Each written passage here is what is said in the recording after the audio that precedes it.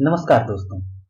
इस वीडियो के जरिए हम आज भौतिकी के एक बहुत ही रोचक पाठ का अध्ययन करेंगे।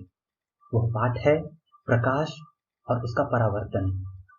प्रकाश, जैसा कि हम सब जानते हैं, बहुत जरूरी है हमारे आसपास की चीजों को देखने के लिए।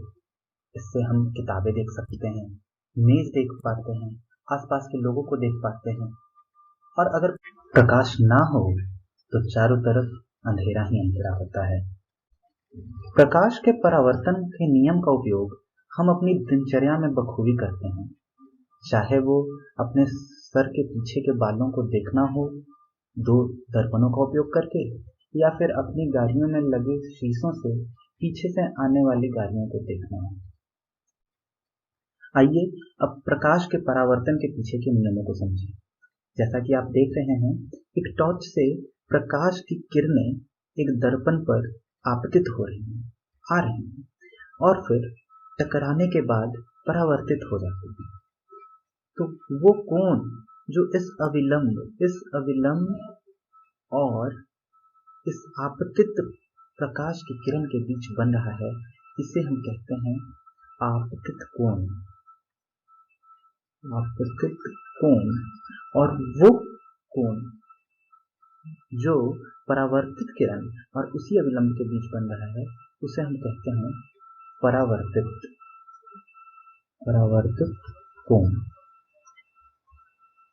अगर हम आपतित कोण को आई से दिखाएं, आई, और परावर्तित कोण को आर से दिखाएं, छोटा आर स्मॉल आर और स्मॉल आई से दिखाएं, तो एक समतल दर्पण के लिए I is equal to r. I हमेशा आर के बराबर होता है, अर्थात जिस कोण के साथ किरणें आपतित होती हैं, उसी कोण के साथ किरणें परावर्तित भी हो जाती हैं। 10वीं कक्षा में हमें गोलीय दर्पणों से प्रकाश के परावर्तन के बारे में पढ़ना है। इस चित्र में यह जो दर्पण है, इसे हम अवतल दर्पण कहते हैं, अवतल दर्पण, और इसको उत्तल दर्पण कहते हैं, उत्तल दर्पण। आप जैसा देख रहे हैं, अवतल दर्पण में प्रकाश की किरणें हमेशा अवतल भाग की ओर आती हैं, और उत्तल दर्पण में प्रकाश की किरणें हमेशा उत्तल भाग की तरफ आपतित होनी चाहिए। हम इसे एक बहुत साधारण तरीके से भी समझ सकते हैं। एक चम्मच, जिधर से उसमें कोई चीज रखी जाती है चम्मच में, जैसे कि चम्मच में हम जब चीनी उठाते हैं, तो जिस भाग से हम चीनी उठा पाते हैं उस भाग को कहते हैं अवतल भाग, और जो भाग नीचे की ओर रहता है उसे हम कहते हैं उत्तल भाग। तो ये जो चम्मच है, अगर ये बहुत अच्छे से पॉलिश किया हुआ है, बहुत चमकदार चम्मच है, तो इसमें हम अपनी खुद के चेहरे को भी देख पाएंगे।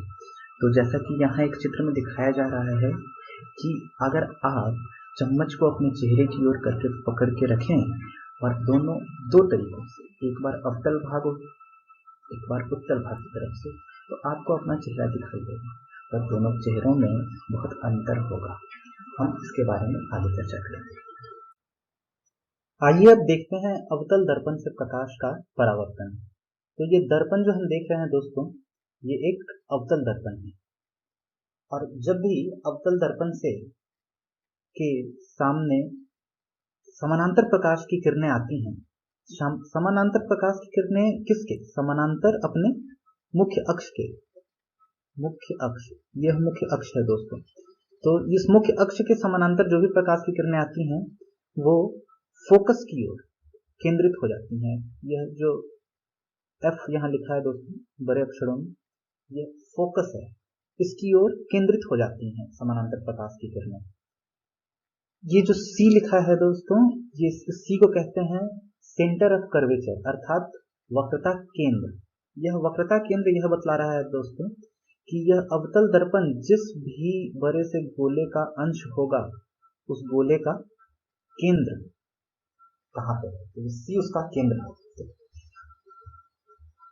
इस दूरी को, ये दूरी दोस्तों, अगर मैं इस बिंदु को जो कि अवतल दर्पण पे है P से लिखूं, P, तो ये P और F की जो दूरी है, इसको हम कहते हैं, इसको हम दिखा सकते हैं स्मॉल f से, जिसको हम कहते हैं फोकस दूरी, फोकस दूरी। तो PF is equal to small f, और ये एक ध्यान देने वाली बात है दोस्तों कि जितनी लंबाई PF की होती है उतनी ही लंबाई CF की भी होती है, अर्थात यह F P और C का मध्य बिंदु है।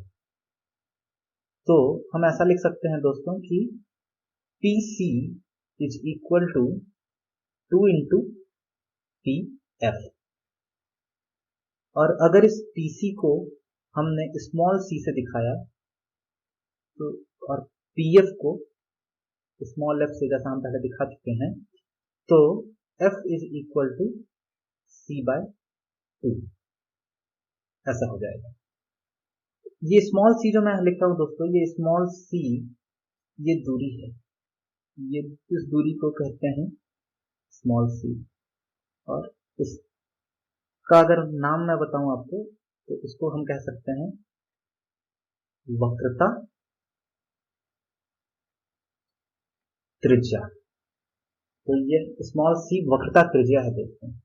तो आगे जब भी मैं वक्रता त्रिज्या बोलूं तो उसका अर्थ होगा दूरी P और C के बीच की। आइए अब सीखते हैं कि अवतल दर्पण में प्रतिबिंब को कैसे बनाएं। तो ये जो दर्पण यहाँ हम देख रहे हैं ये अवतल दर्पण है। यह बिंदु जिसको हम फोकस कह रहे हैं और यह बिंदु जिसको हम सेंटर ऑफ कर्वेचर अर्थात वक्रता केंद्र कह रहे हैं। तो मैं एक वस्तु वक्रता केंद्र से परे रख रहा हूं, इसको मैं नाम देता हूं A B। तो ये जो वस्तु है वो वक्रता केंद्र से परे है।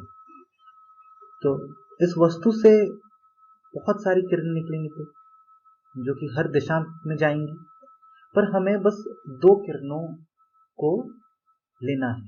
इसमें से पहली किरण इस मुख्य अक्ष के समानांतर जानी है, मुख्य अक्ष के समानांतर, और हम जानते हैं कि कोई भी किरण जो मुख्य अक्ष के समानांतर जाती है अवतल दर्पण से टकराने के बाद फोकस की ओर केंद्रित हो जाती है। तो फोकस की ओर उसको हमने मोड़ दिया। दूसरी जो रेखा हमें लेनी है, दूसरी रेखा हमेशा आप वक्रता केंद्र से होकर गुजारिए, वस्तु और वक्रता केंद्र से होते हुए गुजारनी है। तो ये दर्पण से अवतल दर्पण से टकराने के बाद वापस उसी दिशा में मुड़ जाएगी। यह जो बिंदु है दोस्तों जहां पे ये दोनों किरणें आपस में टकरा रही हैं, आपस में मिल रही हैं, यहाँ पे हमें उस प्रतिबिंब की जगह मिलेगी। तो ये A डैश और ये B डैश। तो यह प्रतिबिंब जो बन रहा है वो उल्टा है और वास्तविक है, क्योंकि यह वास्तविक किरणों के कटने से बन रहा है। तो ये एक तरीका है जहां से हम देख सकते हैं कि अवतल दर्पण में कैसे प्रतिबिंब बनता है। इस सारणी के माध्यम से समझाने की कोशिश की जा रही है कि वस्तु की स्थिति कहाँ हो तो उसका प्रतिबिंब कहाँ और कैसा बनेगा। तो अभी अभी जो हमने एक प्रतिबिंब बनाया है उसी पर चर्चा करते हैं। हमने वस्तु को C से परे रखा था, तो उसका प्रतिबिंब F और C के बीच में बनता है और उसका साइज अर्थात उसका आकार छोटा होता है वस्तु से, जबकि वस्तु की प्रकृति, वस्तु नहीं, उस छाया, उस प्रतिबिंब की प्रकृति उल्टा और वास्तविक होता है। इसी तरह हम जब वस्तु को अलग अलग जगहों पर, जैसे C पर, C तथा F के बीच, F पर, P तथा F के बीच या अनंत पर रखते हैं, तो इस सारणी से हमें यह पता चल सकता है कि उसका प्रतिबिंब कहाँ बनेगा। आप इस सारणी को याद कर सकते हैं क्योंकि ये बहुत महत्वपूर्ण सारणी है। आइए एक और प्रतिबिंब बनाने की कोशिश करते हैं। ये हमारा फोकस है, ये हमारा वक्रता केंद्र। इस बार हम वस्तु को इस पोल और फोकस के बीच में रखते हैं, तो वस्तु यहाँ है। जैसा कि हमने पिछली बार भी किया था कि इस वस्तु से बहुत सारी किरणें निकलेंगी, पर हमें बस 2 ही किरणों का ख्याल रखना है। पहली किरण जो इसके मुख्य अक्ष के समानांतर जाती हुई दर्पण से टकराए, और कोई भी किरण जो मुख्य अक्ष के समानांतर जाएगी वो टकराने के बाद फोकस की ओर मुड़ जाएगी, फोकस की ओर केंद्रित हो जाएगी, तो हमने उसको फोकस की ओर मोड़ दिया। दूसरी किरण जो हमें लेनी है दोस्तों, वो है वस्तु से निकलकर वक्रता केंद्र तक पहुंचने वाली। ये हमने वस्तु से निकालकर वक्रता केंद्र को मिलाने वाली एक किरण बना ली। पर हम देख रहे हैं दोस्तों कि यह दोनों किरणें आपस में कभी टकराएंगी ही नहीं, ऐसा प्रतीत होता है। तब अब क्या कर सकते हैं? तो इस केस के लिए, ऐसे परिस्थिति के लिए हम लाइन को दोनों किरणों को पीछे की ओर बढ़ाते हैं।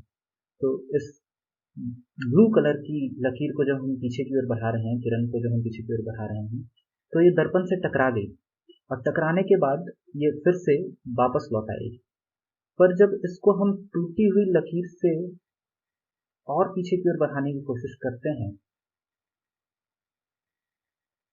टूटी हुई लकीर, क्योंकि वास्तव में कोई भी किरण दर्पण के पीछे नहीं जा सकती है, तो ये एक आभासी किरण है जो दर्पण के पीछे जा रही है। उसी तरह हम इस लाल रंग की किरण को भी पीछे की ओर बढ़ाने की कोशिश करते हैं, तो ये एक जगह कटती हुई प्रतीत होगी, और वो जो जगह कटती हुई प्रतीत हो रही है उस जगह पे प्रतिबिंब बनेगा। तो अगर ये ए और बी वस्तु है, तो ए डैश और बी डैश प्रतिबिंब बन रहा है। और जैसा कि हम देख पा रहे हैं, प्रतिबिंब वस्तु से बड़ा है, और प्रतिबिंब आभासी है दोस्तों, ये प्रतिबिंब काल्पनिक है। क्यों? क्योंकि यह वास्तविक किरणों के टकराव से नहीं बना, बल्कि यह बनता हुआ प्रतीत हो रहा है। और वो भी कब? जब कोई व्यक्ति यहाँ से इन दोनों किरणों को देख रहा है, तो उसे ऐसा प्रतीत होगा कि इस दर्पण में इस वस्तु का प्रतिबिंब उसके साइज से बड़ा, उसके आकार से बड़ा बन रहा है, पर वो वास्तविक प्रतिबिंब नहीं है दोस्तों। तो इस तरह से हमने सीखा कि अवतल दर्पणों में कैसे प्रतिबिंब को बना सकते हैं। आप खुद भी प्रयत्न कर सकते हैं वस्तु की जगह बदल के, पर हमेशा याद रखें, हमें हमेशा 2 किरणों का ख्याल करना है। एक किरण जो मुख्य अक्ष के समानांतर जाती है, और दूसरी किरण जो वस्तु से निकलकर वक्रता केंद्र अर्थात सी से होते हुए गुजरती है, और इन दोनों किरणों के टकराव बिंदु पर ही हमारा प्रतिबिंब बनता है।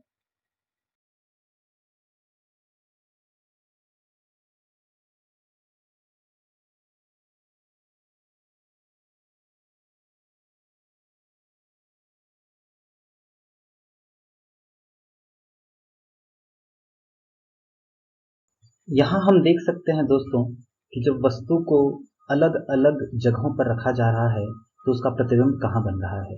जैसा कि इस भाग ए में दिखाया जा रहा है कि जब वस्तु अनंत पर है, तो अनंत से आने वाली हर प्रकाश की किरण मुख्य अक्ष के समानांतर ही होती है। तो स्वाभाविक है कि टकराने के बाद वो किरणें हमेशा फोकस पर जाकर मिलेंगी। तो अनंत पर रखी वस्तु का प्रतिबिंब फोकस पर बन रहा है। उसी तरह बी में, जैसा कि हमने खुद बनाया, जब वस्तु वक्रता केंद्र से परे हो, तब उसका प्रतिबिंब सी और एफ के बीच में बनता है, जो कि यहाँ पर बन रहा है। तीसरे केस में दोस्तों, जब वस्तु को वक्रता केंद्र पर ही रख दिया गया, वक्रता केंद्र अर्थात सी पर ही रख दिया गया, तो उसका प्रतिबिंब भी वक्रता केंद्र पर ही बन रहा है, जो कि साइज में, आकार में उतना ही बड़ा है जितना वास्तविक वस्तु का आकार है। डी में जब वस्तु को सी और एफ के बीच में रखा जा रहा है, तब वस्तु का प्रतिबिंब वास्तविक तो बन रहा है, पर सी से परे बन रहा है, और उल्टा भी बन रहा है। ई में जब वस्तु को फोकस पे रखते हैं, तो वस्तु का जो प्रतिबिंब है वो अनंत पर बनेगा दोस्तों। आप इसको खुद से भी बनाने की कोशिश कर सकते हैं, जैसा कि मैंने आपको पिछले स्लाइड में बताया है। एफ जो केस है दोस्तों, उसमें हमने अभी अभी देखा कि जब वस्तु को पोल और फोकस के बीच में रखते हैं तो उसका प्रतिबिंब आभासी बनता है और वस्तु से बड़ा बनता है।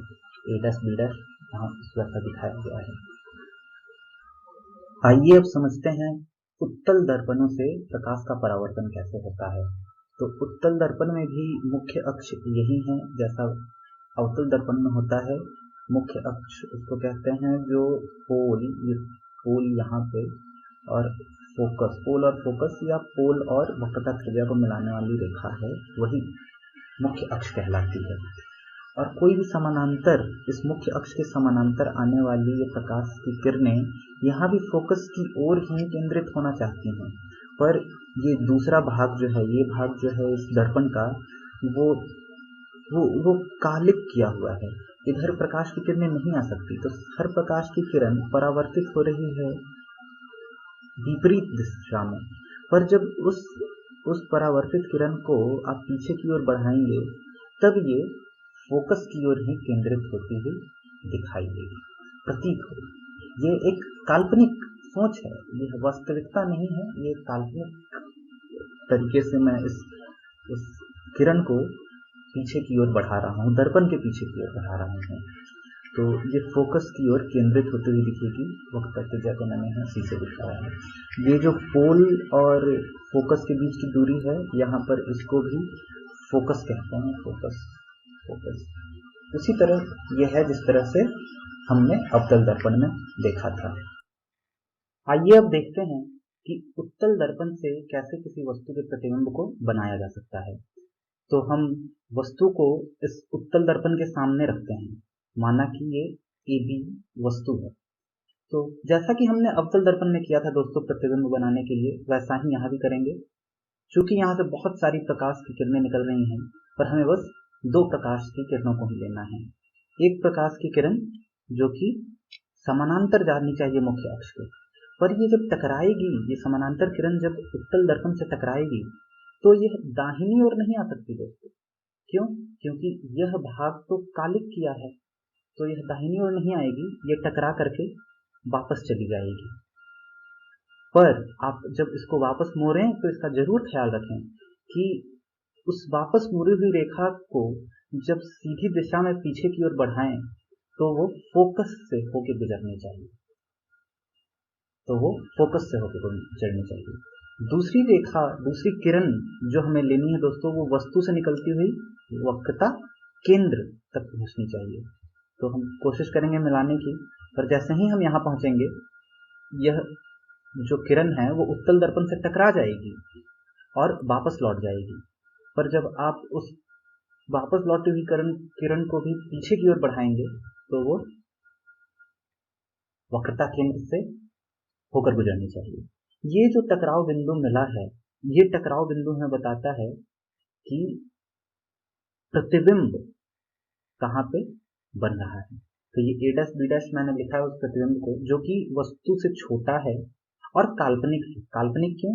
क्योंकि यह वास्तविक किरणों के मिलने से नहीं बना, बल्कि ये बना है एक आभासी किरणों से के मिलने से। तो ये आंखों से तो दिखेगा, जब भी कोई व्यक्ति इस दिशा से उस प्रतिबिंब को देखने की कोशिश करेगा तो वो प्रतिबिंब उसे दिखेगा जो कि जिसका आकार वस्तु से छोटा होगा, पर वो एक वास्तविक प्रतिबिंब नहीं है, वो एक काल्पनिक प्रतिबिंब है। यहाँ भी हम इस चीज को देख सकते हैं दोस्तों कि कैसे प्रतिबिंब बन रहा है। यहाँ O और O' वस्तु है जो कि उत्तल दर्पण के सामने रखी गई है, और I और I' उससे बना हुआ प्रतिबिंब है जो कि फोकस और पोल के बीच में बन रहा है, जिसका आकार भी वस्तु से छोटा है। तो यहाँ भी वही किया गया है दोस्तों, एक किरण जो कि समानांतर आ रही है, जो कि मुड़ जाती है विपरीत दिशा में, पर जब उसी किरण को आप पीछे की ओर बढ़ाएंगे तो वो फोकस से होकर गुजरनी चाहिए। और दूसरी किरण जो ली गई है दोस्तों वो सेंटर ऑफ कर्वेचर अर्थात सी से होकर गुजारी गई है, और जो दोनों का टकराव बिंदु है उस टकराव बिंदु पे यहाँ पर वस्तु के प्रतिबिंब को बना दिया गया है। तो यहाँ भी हम देख सकते हैं। आइए अब कुछ महत्वपूर्ण सूत्र देखते हैं। तो पहला सूत्र है दर्पण सूत्र, जो कि होता है 1/v + 1/u = 1/f। यह एक बहुत महत्वपूर्ण सूत्र है दोस्तों। आइए अब देखते हैं कि इसमें v, u और f क्या है। तो f तो आपको पता है कि f फोकस दूरी है किसी भी दर्पण की। तो अगर ये एक दर्पण है, तो इसमें ये इसकी मुख्य अक्ष है, इसका मुख्य अक्ष हुआ ये P, ये F और ये C। तो मान लीजिए कि हमने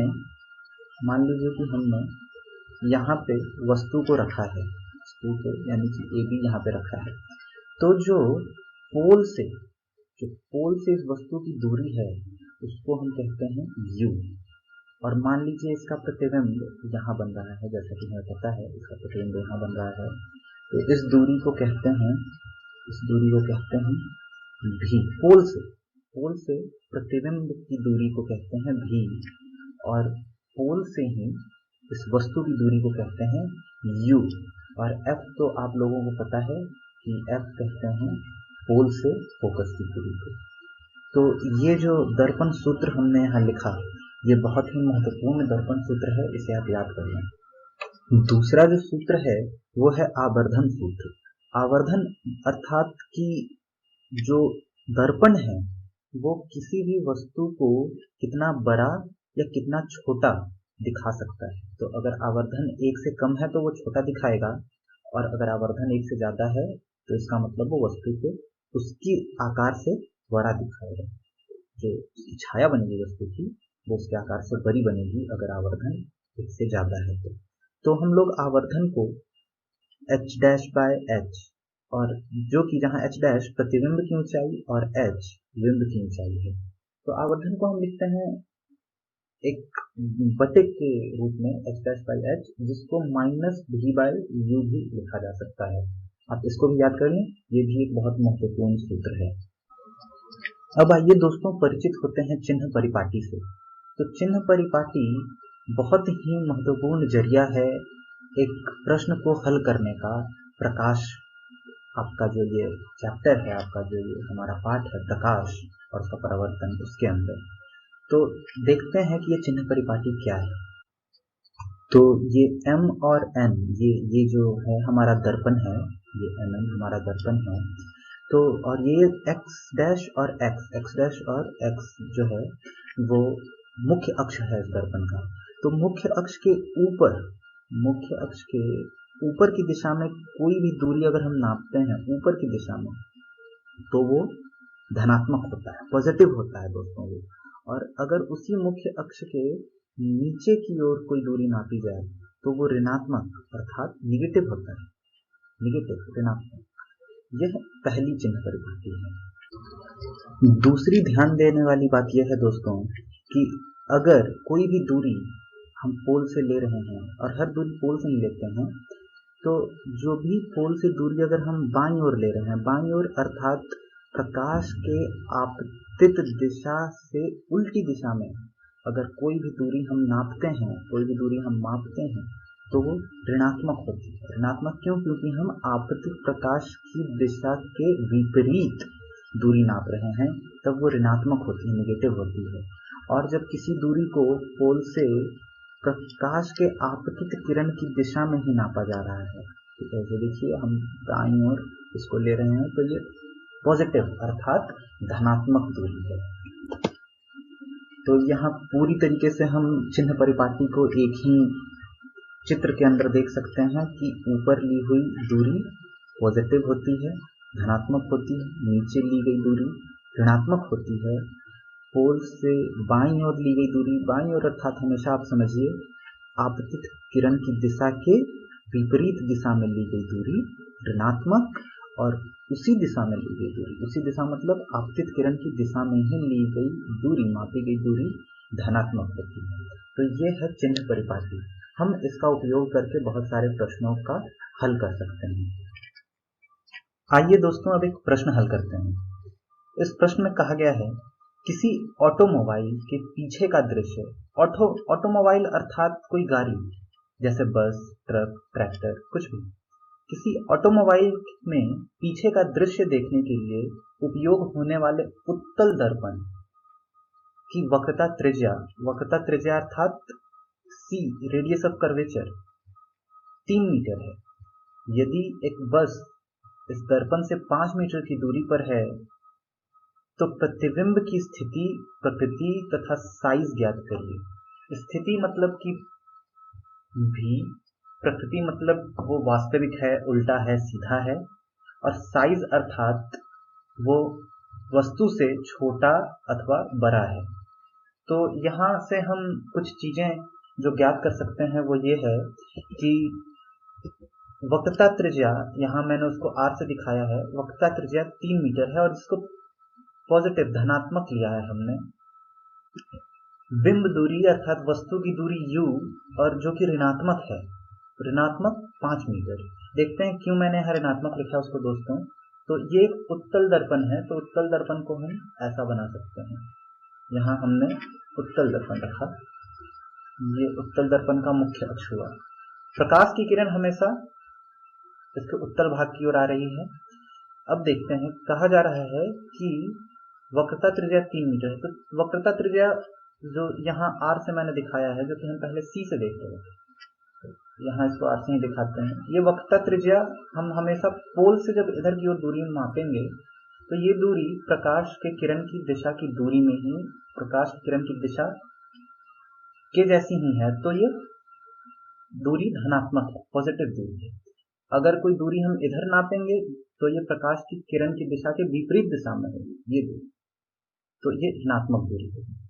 तो वक्रता त्रिज्या धनात्मक। बिंब दूरी यानी कि वस्तु की दूरी, वस्तु देखिए दोस्तों, वस्तु कहीं यहाँ रखी होगी, इधर कहीं भी हो सकती है वस्तु, यहाँ से कहीं भी हो सकती है वस्तु, तो ये वस्तु है। और वस्तु की दूरी को जब पोल से नापेंगे तो हमें प्रकाश की दिशा के विपरीत दिशा में जाना पड़ेगा। प्रकाश की दिशा के विपरीत दिशा में जाना पड़ेगा, तो ये दूरी ऋणात्मक है, इसीलिए यहाँ इसको -5 मीटर लिखा है। प्रतिबिंब दूरी भी हमें निकालनी है दोस्तों। प्रतिबिंब की ऊंचाई हम ज्ञात करना चाहते हैं, उसका साइज ज्ञात करने के लिए। अब देखिए दोस्तों, फोकस दूरी हम निकाल सकते हैं। फोकस दूरी हमेशा वक्रता त्रिज्या के आधी होती है, तो 3/2 इज इक्वल टू धनात्मक 1.5 मीटर। हमें पता है, हमने अभी अभी ये सूत्र देखा, 1/v + 1/u = 1/f। यहाँ से हम यह भी कह सकते हैं कि 1/v = 1/f - 1/u। बस इसको आप अदला बदली कर दें इसके दोनों तरफ, बराबर के दोनों तरफ, तो आप इसको पा लेंगे। यहाँ से जब हम निकालेंगे दोस्तों तो v जो है, v अर्थात प्रतिबिंब दूरी हमें मिल जाएगी धनात्मक 1.15 मीटर।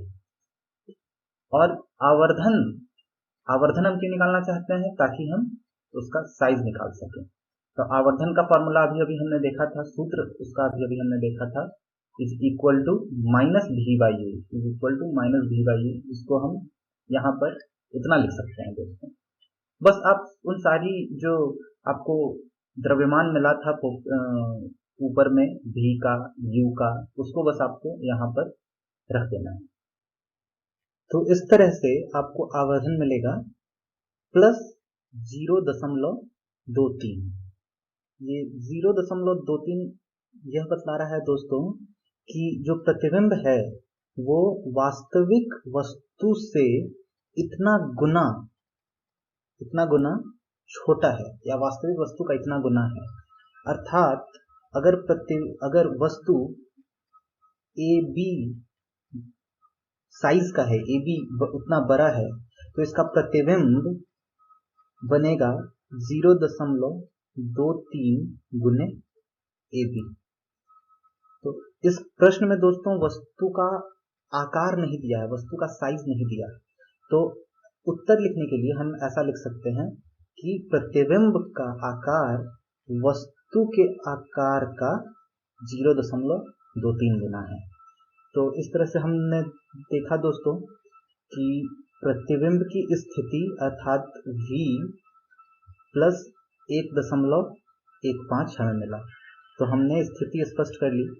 वस्तु की प्रकृति हमें इस प्लस साइन, इस धनात्मक चिन्ह से पता चलती है दोस्तों। तो प्लस चिन्ह जो यहाँ है यह बतलाता है कि वस्तु अपनी प्रकृति में उल्टा है। अगर ये माइनस होता तो हम कहते वस्तु अपनी प्रकृति में सीधा है।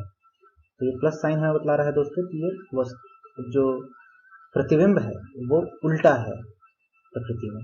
और साइज चूंकि यहाँ वस्तु का खुद नहीं दिया तो हमने क्या किया, हमने आवर्धन निकाला है और ये कहा है कि जो प्रतिबिंब है वो वस्तु के आकार से का इतना गुना है।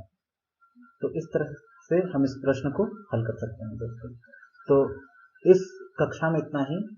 अगली कक्षा में हम देखेंगे प्रकाश का अपवर्तन और उससे फिर हम कुछ प्रश्न बनाएंगे दोस्तों। धन्यवाद।